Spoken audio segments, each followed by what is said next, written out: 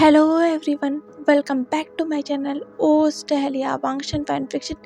मैं हूं आपकी ऑथर वर्वॉलेट। अगर आप लोगों को मेरी नॉवेल्स पसंद आती हैं तो प्लीज़ मेरे चैनल को लाइक शेयर एंड सब्सक्राइब कर दीजिएगा एंड कमेंट करके बताइएगा कि आज का चैप्टर आप सभी को कैसा लगा। वैसे आज का चैप्टर मैं रिकॉर्ड तो कर रही हूँ, पर मुझे नहीं पता कि मैं इसे कब पोस्ट करूँगी और ये कब कंप्लीट होगा। इस चैप्टर को मैंने पहले भी रिकॉर्ड किया था, पर वो फाइल मेरी पूरी की पूरी डिलीट हो गई, वो आधे घंटे की फाइल। इसीलिए मुझे इस चैप्टर को दोबारा रिकॉर्ड करना पड़ रहा है और साथ ही मेरा मूड डिस्टर्ब हो चुका है। तो अगर वॉइस में थोड़ी चेंजेस आए तो प्लीज़ मैनेज कर लीजिएगा। तो चलिए अपने इस ब्यूटीफुल नॉवल को शुरू करते हैं, जिसका नाम है the destroyer life of darkness, chapter 39, part 6, spy. पिछले पार्ट में हमने देखा था कि विंग को पता चल गया था कि वो जियांग फैमियांग और मैडम यू का रियल सन नहीं है और विंग घर छोड़कर चला गया था। अब आगे वांग जी, हाँ, ये कहकर वांग जी ने पीछे पलटकर जंगशा को देखा। वांग जी, तुम ठीक तो हो ना? वांग जी ने कहा, हाँ, पर विंग। ये कहकर वांग जी ने उस दरवाजे की तरफ देखा जहाँ से विंग गया था और फिर उसकी नज़र मिस चारोज़िला की तरफ गई। मिस चारोज़िला को देखते ही वांग जी का पारा चढ़ गया था और वांग जी की आंखें गोल्डन हो गई थी। वांग जी ने कहा, ये सब तुम्हारी वजह से हुआ है। अगर मेरे ओमेगा को कुछ हुआ तो सबसे पहले जान मैं तुम्हारी लूँगा। ये कहते ही वांग जी गुस्से में जियांग वैनसन से चला गया था, क्योंकि अगर वो रुकता तो वो ना जाने मिस चारोज़िला का क्या ही करता। और वैसे भी वांग जी के पास अभी वक्त नहीं है, उसे विंग को ढूंढना है। वो मिस चारोज़िला के पीछे अपना वक्त ज़ाया नहीं कर सकता। पर वांग जी मेंशन से बाहर जा ही रहा था कि उसने उस रेड रोज फ्लावर बुके को देखा जो ज़मीन पर गिरा हुआ था और उसके कुछ रोज पेटल्स जो थे ज़मीन पर गिरे हुए थे। वांग जी ने उस फ्लावर बुके को उठाया और उसे देखा अपनी सॉफ्ट आईज से कि विंग इस फ्लावर बुके को लेते हुए कितना ज़्यादा खुश था। उसकी वो स्माइल वांग जी को अभी भी याद है, जिस स्माइल को याद करते ही वांग जी को बहुत सुकून मिला और एक पल को ही उसके सीने में बहुत तेज दर्द हुआ, क्योंकि विंग कितना खुश था ना इस फ्लावर बुके को लेते वक्त, क्योंकि वो मैडम यू को ये देना चाहता था। पर अब विंग दुखी है और वांग जी को ये नहीं पता कि विंग कहाँ है। इसीलिए वांग जी ने एक गार्ड को वो फ्लावर बुके दिया और कहा, इसे मॉम को देना और कहना विंग मॉम को ये देना चाहता था। ये कहते ही वांग जी वहाँ से चला गया था विंग को ढूंढने। दूसरी तरफ मिस चारोज़िला शॉकिंगली खड़ी की खड़ी ही रह गई थी अपनी जगह, जब डिस्ट्रॉयर लैंड वांग जी ने मिस चारोज़िला को धमकी दी थी। मिस चारोज़िला भी देख सकती थी डिस्ट्रॉयर के उन गोल्डन आइज को, जिनमें कितना गुस्सा था उनके लिए। इसलिए तो शायद मिस चारोज़िला के पैर काँप रहे थे और माथे से पसीना बह रहा था और उनके हाथ शेक रहे थे, क्योंकि वो डर गई थी, लिटरली वो डर गई थी। और यहाँ जंगशा मिस चारोज़िला को गुस्से में देख रहा था। जंगशा ने जियांग फैमियांग को देखकर कहा, डैड, मैं विंग को ढूंढने जा रहा हूँ। जियांग फैमियांग ने कहा, नहीं जंगशा, तुम यहीं घर पे रहो, मैं विंग को ढूंढने जा रहा हूँ और मॉम को संभालो। वैसे भी हमारे गार्ड्स विंग को ढूंढ रहे हैं, मैं विंग को ढूंढ लूँगा। डैड, विंग बस आप ही का बेटा नहीं है, वो मेरा भी भाई है और मैं चाह रहा हूँ उसे ढूंढने। ये कहकर जंगशा वहाँ से चला गया। पर जंगशा जाते जाते रुक गया। उसने मिस चारोज़िला को देखकर कहा, वांग जी, भले ही तुम्हें मारे या ना मारे, मैं तुम्हें मार दूंगा। अगर मेरे भाई को कुछ भी हुआ या उसने अपने आप को कुछ भी किया तो मेरी बात याद रखना और मुझे रोकने वाला कोई नहीं होगा, भले ही इसके बाद मुझे फांसी ही क्यों ना हो जाए।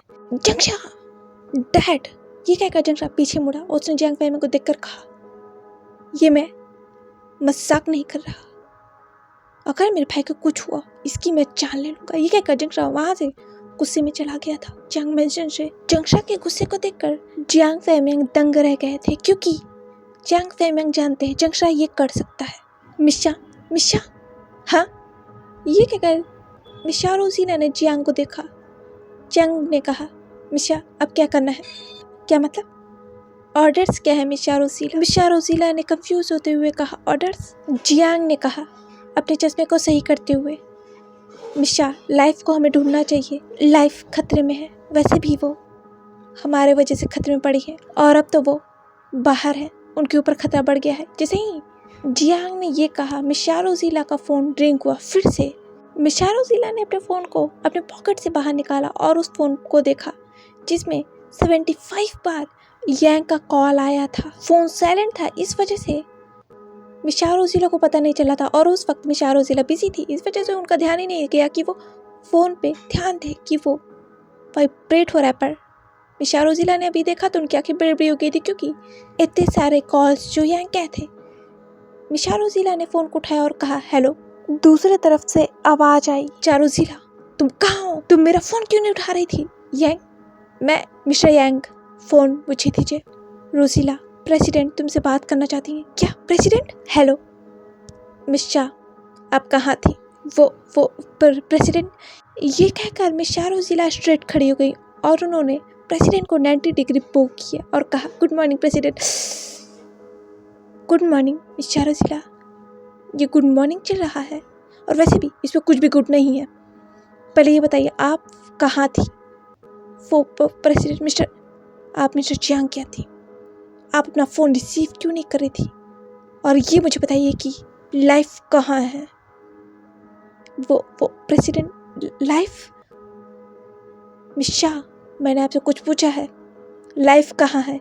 आप लाइफ को लेने गई थी और आपने मुझसे कहा था कि आप 2 दिन के अंदर लाइफ को गार्डेनिया लाएंगी, तो लाइफ है कहाँ? वो प्रेसिडेंट, ऐसा है क्या मिसाओ रोज़ीला? लाइफ कहाँ है? जवाब दीजिए, मुझे बातें रिपीट करने की आदत नहीं। लाइफ कहाँ है? ये सुनकर मिसाओ रोज़ीला ने अपनी आंखें बंद कर लीं और अपनी मुट्ठी को बांधते हुए कहा, लाइफ मिस्टर प्रेसिडेंट, लाइफ घर छोड़ के चली गई हैं। ये सुनते ही प्रेसिडेंट शॉक और उनके हाथ से वो टेलीफोन छूटकर जमीन पर गिर गया था और ये देखकर प्रेसिडेंट एमा ने कहा, प्रेसिडेंट क्या हुआ है? लाइफ कहाँ है? प्रेसिडेंट शाओ सूजन ने कहा, प्रेसिडेंट आप इतने शॉक क्यों हैं? लाइफ कहाँ है? आपकी वो ऑफिसर लाइफ के पास पहुंची या नहीं पहुंची, बताइए हमें। और यहाँ सेक्रेटरी यांग प्रेसिडेंट को देख सकते थे कि प्रेसिडेंट शॉक है, पर क्यों? मिसाओ रोज़ीला ने ऐसा क्या कह दिया जो प्रेसिडेंट इतना ज़्यादा शॉक है? ये सोचते ही सेक्रेटरी यांग ने प्रेसिडेंट को देखा और कहा, प्रेसिडेंट क्या हुआ? पर प्रेसिडेंट के मुंह से तो एक शब्द भी नहीं निकल रहा था क्योंकि वो इतना ज़्यादा शॉक थी, क्योंकि उन्हें जिस बात का डर था वही हुआ, लाइफ गायब है। सेक्रेटरी यांग ने उस फ़ोन को देखा और उस फ़ोन को उठाते हुए कहा, हेलो क्या हुआ है? मिसाओ रोज़ीला ने कहा, सेक्रेटरी यांग, रोज़ीला हुआ क्या है जो प्रेसिडेंट इतना ज़्यादा शॉक है और लाइफ कहाँ है? यांग, रोज़ीला बताओ मुझे। यांग, लाइफ घर छोड़ के चली गई हैं। व्हाट? क्या पक रही हो तुम? ये कैसे हो सकता है? मिसाओ रोज़ीला ने कहा, यांग वो मेरी गलती नहीं है, वो लाइफ ने, मेरा मतलब है लाइफ को पता चल गया था कि वो जियांग फेमियांग और मैडम यू के रियल बेटे नहीं है, इसलिए वो घर छोड़ के चले गए। और रोज़ीला, क्या ये तुम्हारी वजह से हुआ है? यांग, रोज़ीला क्या ये तुम्हारी वजह से हुआ है?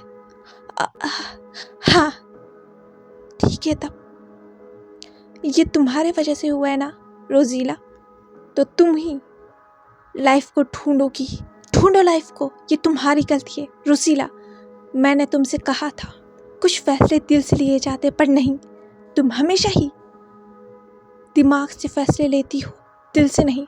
और आज हम यहाँ हैं और लाइफ की जान खतरे में है। रोज़ीला, तुम्हें लाइफ को ढूंढना ही होगा, प्रेसिडेंट बहुत ज़्यादा गुस्से में है।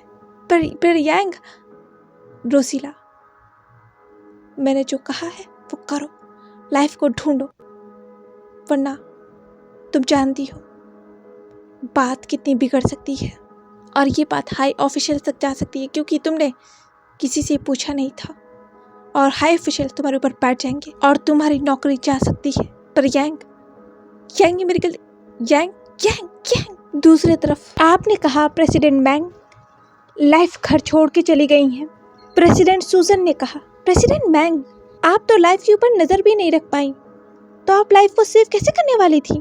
प्रेसिडेंट एमा ने कहा, प्रेसिडेंट मैंग, आप पूरी दुनिया से लाइफ को छुपा रही थी और आप तो लाइफ को सेव भी नहीं कर पाई। मिस सूजन ने सही कहा और मुझे लगता है कि आपके लोग, आपकी फोर्स, सबके सब बहुत केयरलेस है और साथ ही आप भी। प्रेसिडेंट मैंग, प्रेसिडेंट स्कॉट, प्रेसिडेंट मैंग, तो मैं और क्या कहूँ। लाइफ के ऊपर पूरा कल्टीवेशन वर्ल्ड टिका हुआ है और लाइफ ही गायब है और आप उनके ऊपर नजर रखने में असमर्थ हुई और आप दावा करती थी कि आप लाइफ को सिर्फ रखेंगी, ऐसे रखेंगी। आपको तो पता भी नहीं चला लाइफ कैसे घर से गायब हो गई और ना ही आपके ऑफिसर्स को पता चला। प्रेसिडेंट सूजन ने कहा, प्रेसिडेंट मैंग, हमारे लोग लाइफ को चाइना में ढूंढेंगे। प्रेसिडेंट सूजन, इसकी कोई ज़रूरत नहीं है। नहीं प्रेसिडेंट मैंग, मुझे आपके ऊपर अब भरोसा नहीं, क्योंकि आप लाइफ को सेव करने में असमर्थ हुई। अगर एडम लाइफ के पास पहुंच गया तो हम सब मरेंगे, सिर्फ आप ही के लोग नहीं, हमारे भी। तो मैं चाहती हूँ कि आपकी ये मिलिट्री सो कॉल्ड मेरे लोगों के बीच में ना आए और आप मेरे लोगों को परमिशन देंगे चाइना में लाइफ को ढूंढने की। प्रेसिडेंट शाओ, आप हमें अंडरस्टिमेट कर रहे हैं, हम लाइफ को ढूंढ लेंगे। प्रेसिडेंट एमा ने कहा। प्रेसिडेंट शाओ सही कह रही हैं। प्रेसिडेंट मैंग, आटा हेलन के कुछ लोग जो चाइना में हैं वो भी लाइफ को ढूंढेंगे और अगर मेरे लोगों को लाइफ मिल गई तो लाइफ आटा हेलन आएंगी। प्रेसिडेंट स्कॉट, प्रेसिडेंट मैंग, और अगली मीटिंग चाइना में होगी। ये कहते ही प्रेसिडेंट एमा का वो जो स्क्रीन था ऑफ हो गया था। प्रेसिडेंट मैंग ने कहा, प्रेसिडेंट स्कॉट। दूसरी तरफ मिस्टर रॉश ने कहा, प्रेसिडेंट स्कॉट, सब ठीक है? कुछ भी ठीक नहीं है मिस्टर रॉश। जियांग वी वुशान को ढूंढिए। प्रेसिडेंट जियांग वी वुशान, वो चाइना के बिजनेसमैन का बेटा। मिस्टर एमा ने कहा, हाँ मिस्टर रॉस, उन्हें ढूंढिए। चाइना में जो हमारे लोग हैं उनसे कहिए लाइफ को वो ढूंढे। मुझे 5 मिनट के अंदर लाइफ की खबर मिलनी चाहिए और लाइफ को आटा हेलन लेके आओ। पर प्रेसिडेंट 5 मिनट के अंदर, वो भी, और सबसे बड़ी बात, हम लाइफ को आटा हेलन कैसे ला सकते हैं? प्रेसिडेंट इजाज़त नहीं देंगे वहाँ के, जैसे कहा है मिस्टर रॉस वैसा कीजिए।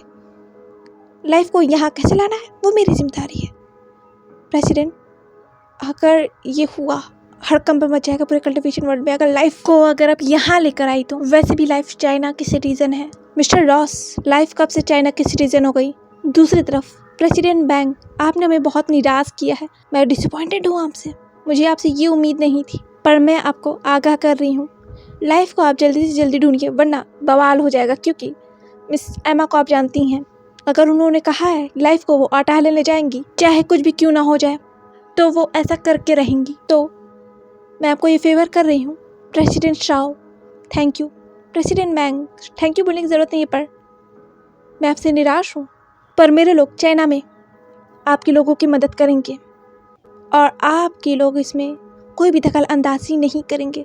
अगर दखल अंदाजी हुई तो मुझे ना चाहते हुए भी मिस एमा का कदम उठाना पड़ेगा, याद रहे। और हम चाइना आ रहे हैं, अगली मीटिंग होगी आपके सामने लाइफ के साथ। ये कहते ही वो बड़ी सी स्क्रीन बंद हो गई थी।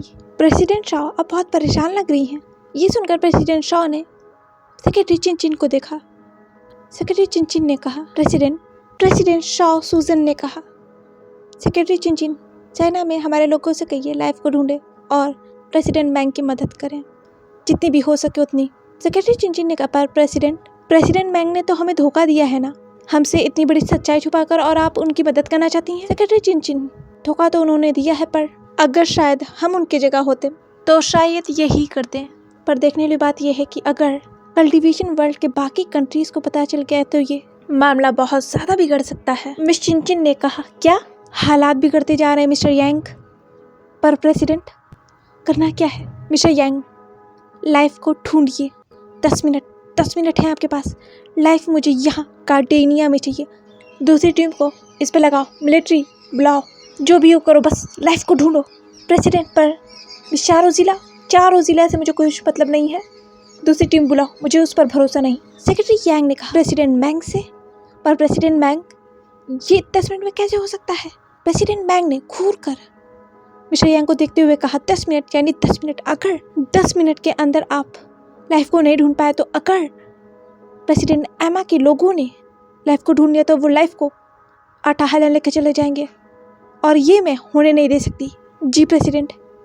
ये कहते ही सेक्रेटरी मैंग वहाँ से चले गया था और सेक्रेटरी यांग के वहाँ से जाते ही प्रेसिडेंट मैंग गुस्से में अपनी प्रेसिडेंट चेयर से खड़ी हुई और उन्होंने अपने सामने वाले टेबल पर से सारे चीज़ों को उठा के फेंक दिया था और कहा, मिस चारोजीला, ये सब तुम्हारे वजह से हुआ है, ये सब के सब तुम्हारे वजह से हुआ है। मैं तुम्हें छोड़ने नहीं वाली। अगर प्रेसिडेंट एमा को लाइफ मिली तो लगता है चारोजीला मैंने तुम्हारे ऊपर भरोसा करके गलती कर दी। दूसरी तरफ मैडम, ये सुनकर मैडम यू ने एक गार्ड को देखा। उस गार्ड ने कहा, मैडम ये मार्शल लैन वांगजी ने ये दिया था और कहा था कि लिटिल मास्टर ने ये आपके लिए लिया था। ये सुनते ही मैडम यू झटके से उस सोफे से उठी और उन्होंने उस रेड रोज फ्लावर बुके को ले लिया अपने हाथों में और वो उसे पकड़कर रोने लगी। उन्होंने कहा, फिंग ने मेरे लिया था, उसे पता था। यानी देखो ना, उसे पता था कि मुझे रेड रोज कितने ज़्यादा पसंद है। उसने हमेशा की तरह मेरे लिए रेड रोज लिया और देखो वो चला गया। यानी इस बार उसने मुझे ये रेड रोज नहीं दिया क्योंकि उसे पता चल गया ना यानी कि मैं उसकी माँ नहीं हूँ। विंग मुझसे नफरत करता है, यानी नफरत इसी वजह से। नहीं माँ, ऐसे नहीं है, ऐसे कुछ भी नहीं है। हम विंग को ढूंढ लेंगे। विंग क्यों हमसे नफरत करेगा? नहीं यानी क्योंकि उसे पता चल गया मैं उसकी माँ नहीं हूँ। मॉम शांत हो जाइए, प्लीज शांत हो जाइए, बैठिए। आपके इस तरह रोने पर विंग को बहुत हर्ट होगा मॉम, बहुत हर्ट होगा। क्या आप उसे हर्ट करना चाहती हैं? मैडम यू ने कहा अपने आंसू भरी आंखों से, नहीं, मैं अपने विंग को हर्ट नहीं करना चाहती। है ना मॉम, आप विंग को हर्ट नहीं करना चाहती ना, तो प्लीज रोना बंद कीजिए। और डैड, ये कहकर याली ने पीछे मुड़कर जियांग फेमियांग को देखा और कहा, डैड मैं विंग को ढूंढने जा रही हूँ। जियांग फेमियांग ने कहा, नहीं याली तुम कहीं नहीं जाओगी। पर डैड मुझे विंग को ढूंढना है, मुझे उसकी फिक्र हो रही है। याली मुझे भी विंग की फिक्र हो रही है, पर हम सब ऐसे घर से चले जाएंगे तो मेरे मॉम का क्या होगा? देखो उनकी हालत कितनी बुरी है। याली इस बार तो कम से कम अपनी रिस्पॉन्सिबिलिटी उठाओ। ये सुनकर याली ने मैडम यू को देखा जिनकी हालत बहुत बुरी थी और वो उस फ्लावर बुके को लेकर रो रही थी। मैडम यू ने उस फ्लावर बुके को हक किया था। उनके आंखों से लगातार आंसू निकले जा रहे थे और जियांग फेमियांग ये देख सकते थे। यही तो जियांग फेमियांग नहीं देखना चाहते थे। मैडम यू के आंखों में आंसू। जिस बात का उन्हें डर था वही हुआ। टीम L1 रिपोर्टिंग सर, हमें मिस्टर वी वुशान ना ही गुशु में, ना ही लैंड क्लैन में और ना ही सेरेटाउन में मिले। हम गुसू से बाहर जा रहे हैं। सेक्रेटरी यांग ने कहा, नहीं, हेलीकॉप्टर वापस घुमाओ। वी वुशान अकेले गुसू से बाहर नहीं जा सकता। गुसू में दोबारा ढूंढो। वी वुशान गुसू में ही होना चाहिए। चप्पे चप्पे पर नजर रखो। Okay sir. है, टर्न अराउंड, हेलीकॉप्टर घुमाओ, हम वापस जा रहे हैं। गुसू, हमें शुरू से शुरुआत करनी होगी। हम वापस गुसू जा रहे हैं। वापस गुसू? ओके ठीक है, हेलीकॉप्टर मैं घुमा रहा हूँ, पकड़ के रखना। विंग को ढूंढा सिर्फ जमीन से ही नहीं जा रहा था, आसमान से भी ढूंढा जा रहा था ताकि किसी भी तरह से विंग को कोई भी मिस ना कर दे। आखिर प्रेसिडेंट का जो ऑर्डर था 10 मिनट के अंदर लाइफ को गार्डेनिया तक जो पहुंचाना था, तो इसीलिए हर एक मुमकिन कोशिश की जा रही थी। पूरी मिलिट्री फोर्स विंग को ढूंढ रही थी, यहाँ तक कि पूरी पुलिस टीम विंग को ढूंढ रही थी। पागल कुत्तों की तरह विंग को पूरे गुसू में ढूंढा जा रहा था पर विंग का कोई सुराग नहीं मिल रहा था। पर शहर में जब इतनी हड़कंपा मची हो और बातों को दबाने की कोशिश की जा रही हो तो पर किसी न किसी की नज़र तो इस पर जाएगी ना। जैसे रिपोर्टर मैक्स की भी नज़र इस बात पर गई कि जियांग फेमियांग का बेटा गायब है। ये कैसे हुआ? और वैसे भी रिपोर्टर मैक्स बहुत ज़्यादा फ्रस्ट्रेटेड है क्योंकि उनका सीनियर ये जो बॉस है वो उनकी वीडियो फुटेज को पब्लिक नहीं करना चाहता जो रिपोर्टर मैक्स चाहती है। पर रिपोर्टर मैक्स चाहकर भी उस वीडियो फुटेज को लीक नहीं कर सकती क्योंकि अगर उन्होंने किया ऐसा उन्हें जॉब से निकाल दिया जाएगा और उन्हें अपनी जॉब बहुत प्यारी है, इसलिए वो ऐसा कर भी नहीं सकती। और जियांग फेमियांग के ऊपर उनकी कब से नज़र टिकी हुई और मिस चारोजीला के ऊपर, इसलिए ये मामला सामने आते ही रिपोर्टर मैक्स की आंखें पैनी हो गई और वो सीधा ही पुलिस स्टेशन पहुंच गई सुराग ढूंढने के लिए कि आखिर बात क्या चल रहा है। इसीलिए रिपोर्टर मैक्स ने अपने दोनों हाथों को उस पुलिस ऑफिसर के डेस्क पर पटका और कहा, ऑफिसर मुझे बता रहे हो या नहीं? नहीं, मैं नहीं बताने वाला। मैडम देखिए, मैंने आपको कितने बार कहा है, ऊपर से ऑर्डर आया है, मैं कुछ भी आपको नहीं बता सकता क्योंकि मुझे ही नहीं पता है। वैसे आपको क्या नहीं पता है? मुझे कुछ भी नहीं पता है। रिपोर्टर मैक्स, मुझसे गेम मत खेलिए। ओह, मैं आपसे गेम नहीं खेल रही। वैसे मुझे पता है चैंग फैमिंग का बेटा गायब है। हाँ, वो तो पूरा शहर को ही पता है और उसी को ढूंढा जा रहा है। तो इसमें कौन सी नई बात है ऑफिसर? इसमें ये नई बात नहीं है। इसमें नई बात ये है कि सरकार इस मामले पर कुछ ज़्यादा ध्यान नहीं दे रहा। इस मामले पे प्रेसिडेंट क्यों ध्यान दे रही है, मुझे ये जानना है। प्रेसिडेंट, ये तुम्हें कैसे पता? गॉड, देखा, मैंने कहा था ना तुम मुझसे कुछ छुपा रहे हो। तो प्रेसिडेंट का भी ध्यान इसमें है, पर क्यों? प्रेसिडेंट का मिस्टर जियांग फैमियांग के बेटे से क्या लेना देना? तुम रिपोर्टर मैक्स, यहाँ से जाओ, मुझे यहाँ से जाना है। ऑफिसर, हे रुको, ये कहते हुए रिपोर्टर मैक्स उस पुलिस ऑफिसर के सामने आ गई। उन्होंने कहा, पहले ये तो बताते जाओ प्रेसिडेंट का इस केस पर, मेरा मतलब इस केस से क्या लेना देना? देखिए मैडम, अगर आप मेरे रास्ते में फिर आई तो मुझे आपको अरेस्ट करना पड़ेगा, एक पुलिस ऑफिसर को उसके काम में दखल अंदाजी करने के जुर्म में, और मैं ऐसा कर सकता हूँ, रूल है। सो मेरे रास्ते से हटिए। हर रूट, ये कहकर रिपोर्टर मैक्स उस पुलिस ऑफिसर के सामने से हट गई, क्योंकि उन्हें जेल थोड़ी न जाना है। रिपोर्टर मैक्स ने कहा, इस ऑफिसर ने कहा इसे ऊपर से ऑर्डर मिले हैं। क्या इसका मतलब है? जियांग फैमिया, वी फुशियान, डिस्ट्रॉयर और मिस चारोजिला और प्रेसिडेंट इससे जुड़ी हुई हैं। एक सेकंड, हाँ, ये सब तो आपस में जुड़े हुए हैं। मैंने इस पर ध्यान किसी नहीं दिया। मिस चारोजिला किसी लाइफ के बारे में बात कर रही थी, तो लाइफ है कौन? मुझे वो वीडियो फुटेज दोबारा देखना होगा। लगता है मैंने कुछ मिस किया। आखिर सब के सब जियांग फैमियांग के बेटे के पीछे क्यों पड़े हैं? क्या उसमें कुछ खास ऐसा है जो मैंने नहीं देखा? Alpha team L2 reporting sir, mister Jiang Famiang के बेटे हमें नहीं मिले। Team L3 ground reporting sir, हमें मिस्टर जियांग फैमियांग के बेटे मिस्टर वी वुशान उनके किसी भी फ्रेंड के घर में नहीं मिले, और ना ही उनके आसपास के एरिया में। सारी CCTV फुटेज खराब है। सर, अगला क्या ऑर्डर है? मिस चारोजिला के चीफ ने कहा, सर्च दोबारा शुरू करो, लाइफ को ढूंढो, चप्पे चप्पे पे ढूंढो, मुझे लाइफ चाहिए। ये कहते ही उस चीफ ने फोन रख दिया था और कहा, आह रोसीला, ये सब तुम्हारे वजह से हुआ, तुम्हारी गलती की वजह से हम सब मरेंगे। प्रेसिडेंट गुस्सा है। अब मुझे मिस्टर यांग को एक खबर देनी होगी। मिस्टर यांग तो गुस्से में पागल ही हो जाएंगे। ये कहकर उस चीफ ने फोन उठाया और मिस्टर यांग को कॉल किया और कहा, हेलो। मिस्टर यांग ने कहा, क्या वी वुशन मिला? चीफ ने कहा, नहीं सर। तुम लोग क्या कर रहे हो, तुम्हारी निकम्मी टीम? ये सुनकर उस चीफ ने अपने कान से उस टेलीफोन को हटा लिया और कहा, बीच में मैं ही क्यों हर बार फंसता हूँ? फिर उसने उस टेलीफोन को अपने कान में लगाया और कहा, सर शट अप। अगर मुझे 10 मिनट के अंदर वी वुशन नहीं मिले ना, एक एक को फायर कर दूंगा मैं। टोकरी से हाथ धो बैठोगे तुम सबके सब। ये कहते हुए मिस्टर यांग ने फोन काट दिया था। दूसरी तरफ वांग जी विंग को पागलों की तरह पूरे गुस्से में ढूंढे जा रहा था, पर विंग वांग जी को मिल ही नहीं रहा था, और यहाँ तक कि वांग जी को विंग महसूस भी नहीं हो रहा था। वांग जी विंग को महसूस कर ही नहीं पा रहा था, और ये बात सोच कर वांग जी और भी ज्यादा पागल हो जा रहा था। और लगातार बारिश तेज हो रही थी, आसमान में बिजली कड़क रही थी और बादल गरज रहे थे। ऐसा लगता है ये बरसात रुकने नहीं वाली, अभी तो ये शुरुआत है। पर वांग जी डरा हुआ था। जितना ही वांग जी डरा हुआ था उतना ही गुस्से में था और उतना ही पागल हुए जा रहा था विंग के लिए। और वांग जी का पागलपन पूरी दुनिया देख सकती थी, क्योंकि हवाएं चलना तेज हो गई थी, बारिश तेज हो गई थी, और साथ ही आसमान में बिजली वो कड़क जा रही थी। ऐसा लगता है कहीं तो आज बिजली गिरेगी। और यहाँ जैंग जैंग की कार बहुत ही स्पीड में सड़क पर दौड़ रही थी और वो उन बारिश की बूंदों को चीरते हुए जा रही थी। जैंग जैंग के कानों में एक ही आवाज़ सुनाई दे रही थी, मिस्टर जियांग आपका अडॉप्टेशन किया जाता है। मिस्टर वी वुशन आपके बेटे नहीं, आपका अब से मिस्टर वी वुशन कोई हक नहीं। आप मिस्टर वी वुशन कोई भी नहीं रखते। हम मिस्टर वी वुशन जा सकते नहीं। मैं विंग को ले जाने नहीं दूंगा।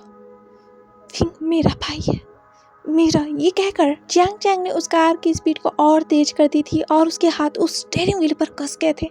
जैंग के आंखों में आंसू देखे जा सकते थे, और साथ ही उसकी हालत को, जियांग जैंग की हालत बहुत बुरी थी, क्योंकि वो सर से लेके पांव तक भीग चुका था। कपड़े उसके शरीर से चिपक चुके थे, बाल बिखर चुके थे और बालों से पानी टप टप करके बहे जा रहा था, पर जियांग चैंग के ऊपर इसका कोई भी फर्क नहीं पड़ रहा था। जियांग चैंग लगातार अपनी कार की स्पीड को बढ़ाया जा रहा था, पर जितनी तेज जियांग चैंग की कार की स्पीड बढ़ रही थी, उतनी ही तेजी से जियांग चैंग ने एक जगह आकर अपनी कार को रोका, जिससे एक तेज आवाज हुई उस बारिश में, और जियांग चैंग जल्दबाजी में उस कार से बाहर निकला और वो बीच की तरफ जाने लगा और उसने चिल्लाकर कहा, विंग विंग तुम कहाँ।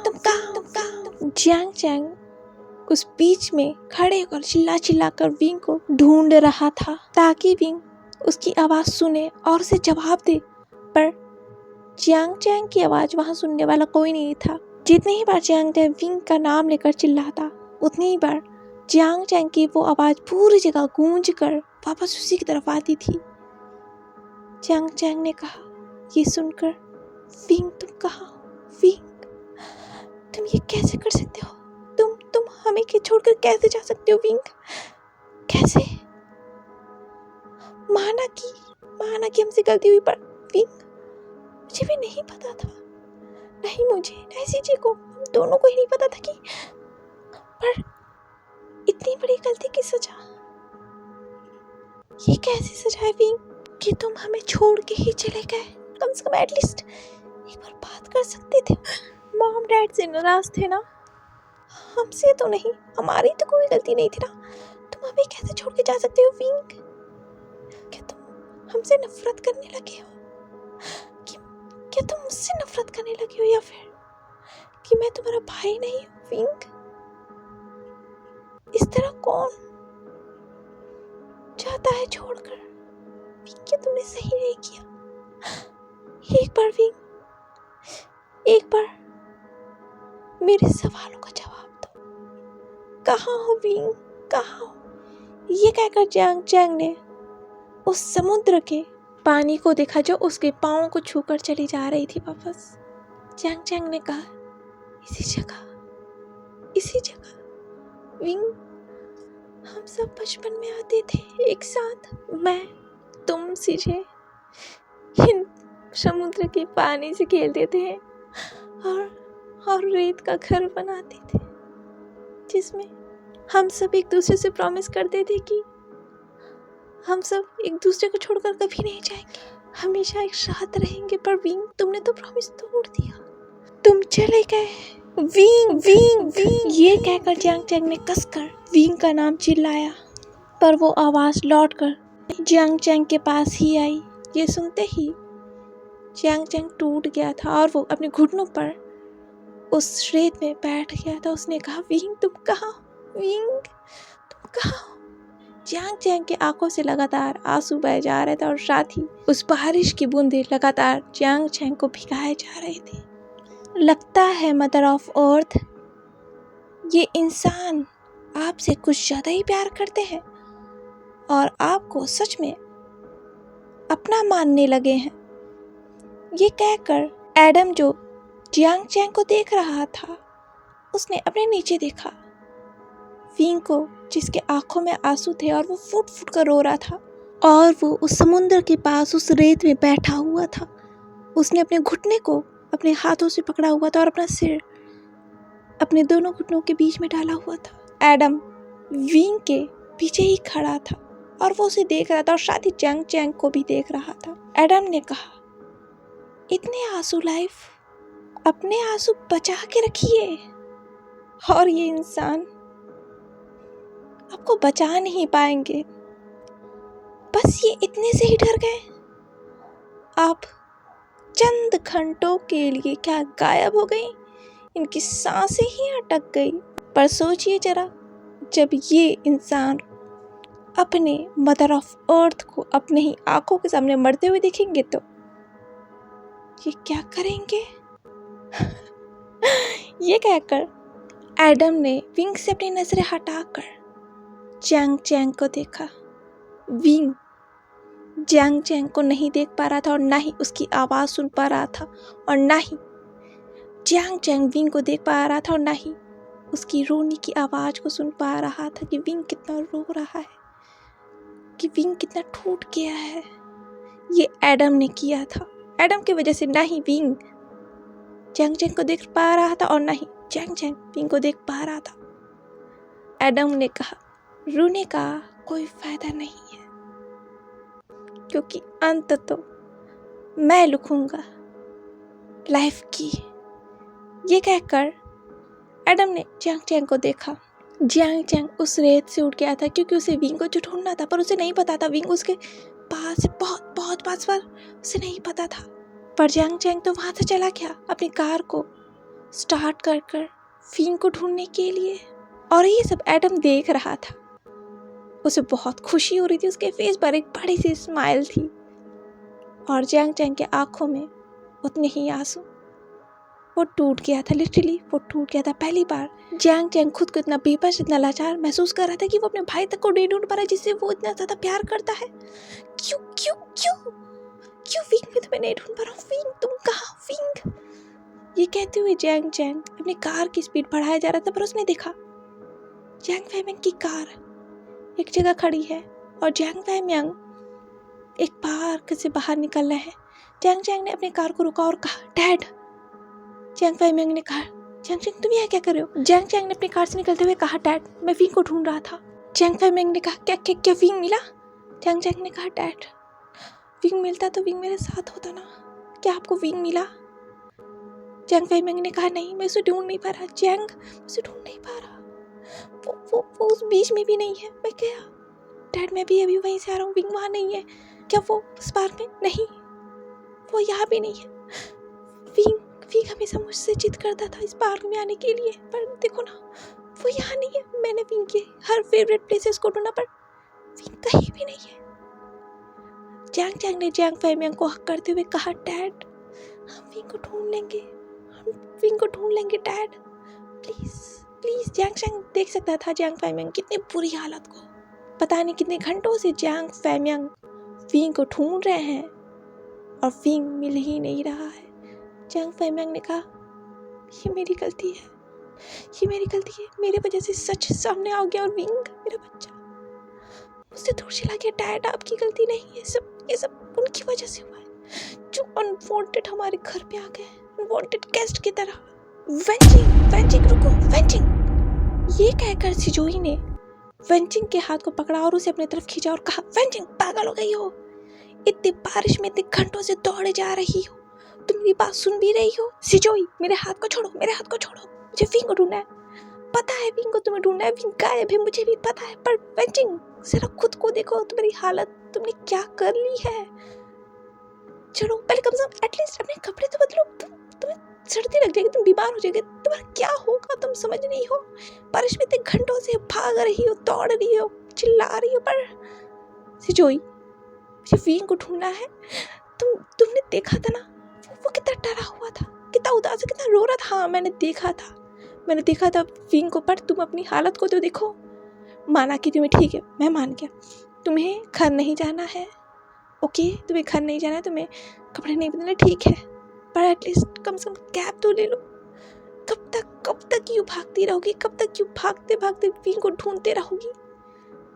वेंजिंग चलो मेरे साथ। नहीं सिजोई, वेंजिंग मैं आखिरी बार कह रहा हूँ, मेरे साथ चलो, हम विंग को ढूंढेंगे ना, मैं तुम्हारे साथ विंग को ढूंढूंगा। कैब लेते हैं। ये कहकर सिजोई ने एक कैब लिया और वेंजिंग को अंदर बैठाया और कहा, चलो। उस कैब ओनर ने कहा, पर कहाँ? दूसरी तरफ। मिस्टर जियांग ने कहा, मिस्टर रोजिला क्या आपको लाइफ मिले? मिस्टर रोजिला ने कार ड्राइव करते हुए कहा, नहीं मिस्टर जियांग मुझे लाइफ नहीं मिले। मिस्टर जियांग क्या आपको सच में लगता है ये मेरी गलती है? मिस्टर इन बातों का अब कोई भी मतलब नहीं है, बात हाथ से निकल चुकी है, हमें लाइफ को ढूंढना होगा, तो उस पर ध्यान देते हैं। ये कहकर जियांग ने फोन काट दिया था। शुयांग जो जियांग के बगल में ही कार पे बैठा था, उसने कहा, क्या मिस्टर रोजिला को लाइफ मिले? जियांग ने कहा, नहीं। शुयांग ने कहा, मिस्टर रोजिला को अपनी गलतियों का एहसास नहीं ना? जियांग ने कहा, नहीं। शुयांग ने कहा, मैं जानता था, वो अपनी गलती कभी मानती ही नहीं, वो एक ठीक किस्म की बदतमीज औरत है जो बहुत एरोगेंट है और उन्हें अपने ऊपर बहुत घमंड है, उन्हें लगता है वो सही है और पूरी दुनिया गलत है। जियांग ने कहा, मिस्टर शू ऐसा नहीं, ऐसा ही है मिस्टर जियांग, ऐसा ही है, मिस्टर हमेशा ही ऐसा करती हैं, हमेशा। मिस्टर शू, मिस्टर रोजिला वो अपने एंगल से सोच रही हैं क्योंकि उन्हें ऑर्डर्स मिले हैं कि कैसे ऑर्डर्स, हाँ कैसे ऑर्डर्स शशु, उन्हें ऑर्डर्स मिले हैं यही कि ये मौतें कैसे हो रही, तो उन्हें हर हालत में इस केस को सॉल्व करना है और चाहे उसके लिए चाहे जो भी हो जाए मिस्टर जियांग। हाँ आपने सही कहा, पर उन्होंने लाइफ के एंगल से कभी नहीं सोचा, शायद उनसे इस बार ये गलती हुई है, इस बार सीरियसली मिस्टर जियांग। दूसरी तरफ शट मुझसे ये गलती कैसे हो सकती है, कैसे, आखिर कैसे, ये कहकर मिस शारोजिला बार बार अपनी स्ट्रेलिंग व्हील पर मार रही थी। उन्होंने कहा मुझसे गलती कैसे हो सकती है, मैंने क्या गलत किया, मैंने कुछ भी गलत नहीं किया, मैं बस सब ठीक करना चाहती हूँ, बस सब ठीक करना चाहती हूँ, और उसमें मैंने क्या गलत किया, क्या सब कुछ ठीक करने की कोशिश करने की सजा ये है, आखिर मैं गलत कहाँ हूँ। दूसरी तरफ वांग जी एक बीच पे था और वो विंग का नाम पुकार रहा था। विंग। जब भी वांग जी विंग का नाम पुकारता था वो आवाज लौट कर वांग जी की तरफ ही आ जाती थी। वांग जी ने कहा विंग तुम कहाँ हो आखिर, विंग तुम कहाँ हो। ये आवाज सुनकर एडम ने डिस्ट्रॉयर लान वांग जी की तरफ देखा और कहा डिस्ट्रॉयर आपकी आंखों में तो अभी से ही इतने आंसू हैं, तब क्या होगा जब आप अपने ओमेगा को अपनी आंखों के सामने तड़प कर मरते हुए देखेंगे। इंतजार कीजिए उस वक्त का, और तब तक जितने सुनहरे पल अपने ओमेगा के साथ बिताने हैं बिता लीजिए। ये कहकर एडम वहां से गायब हो गया था और वांग जी ने एक आवाज सुनी, मॉम,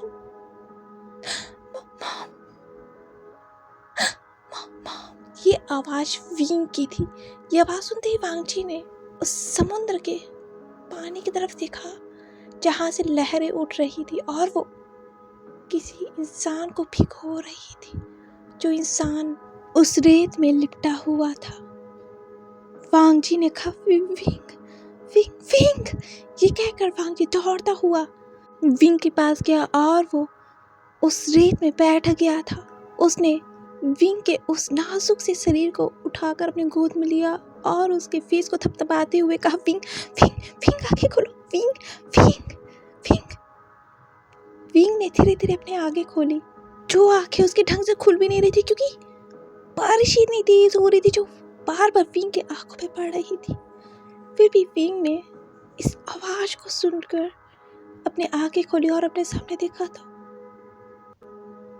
कहा लंचा।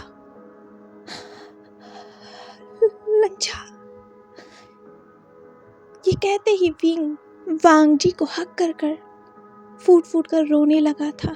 विंग ने कहा लंजा।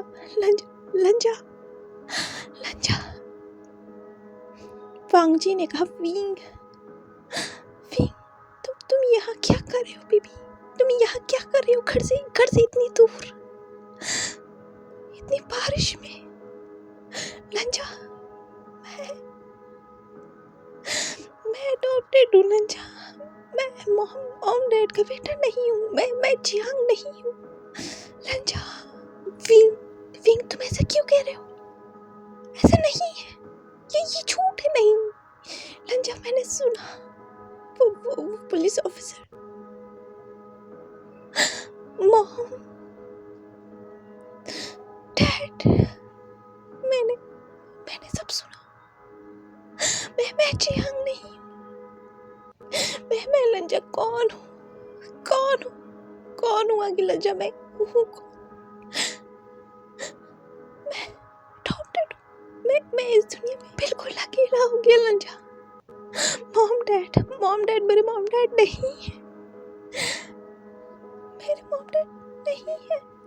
विंग तुम अकेले नहीं हो, मैं हूँ विंग, मैं हूँ।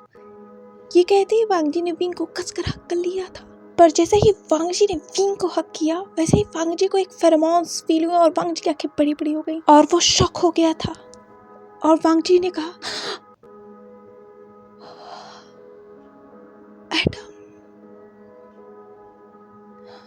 ये सोचते ही वांग जी ने कसकर विंग को अपने सीने से लगा लिया था और उसे बिल्कुल जैसे अपने अंदर समेट लेना चाहता हो। इसलिए वांग जी बार बार विंग को अपने करीब किए जा रहा था और उसके हाथ विंग के बॉडी पर टाइट होते जा रहे थे, इसलिए वांग जी ने विंग को कसकर हक कर लिया था और वो डरा हुआ था। वांग जी ने कहा, एडम एडम विंग के पास, एडम विंग के पास, एडम की फरमास, एडम यही था, एडम यही था। ये कहकर वांग जी उस पूरे बीच में अपनी नजरें दौड़ाने लगा। वांग जी बहुत डर गया था कि एडम विंग के पास था, वो भी इतने करीब कि विंग से उसके फेरोमोन्स तक आ रहे हैं। नहीं नहीं नहीं, विंग विंग, ये कहकर वांग जी ने विंग का चेहरा देखा जो बिल्कुल लाल हो चुका था, उसकी आंखें बिल्कुल रेड हो चुकी थी, आंखें बिल्कुल सूज चुकी थी। वांग जी ने कहा, विंग विंग विंग तुम ठीक तो, विंग तुम ठीक तो। विंग ने कहा, लंचा लंचा लंचा। ये कहकर विंग वांग जी के बाहों में बेहोश हो गया था। वांग जी ने कहा, विंग विंग आंखें खोलो, विंग विंग आंखें खोलो, विंग। आज के लिए बस इतना ही, मिलते हैं नेक्स्ट पार्ट में, दैट इज टू है लाइफ ऑफ डार्कनेस एक और पार्ट के साथ। और कमेंट करके बताइएगा कि आज का चैप्टर आप सभी को कैसे लगा। Bye bye.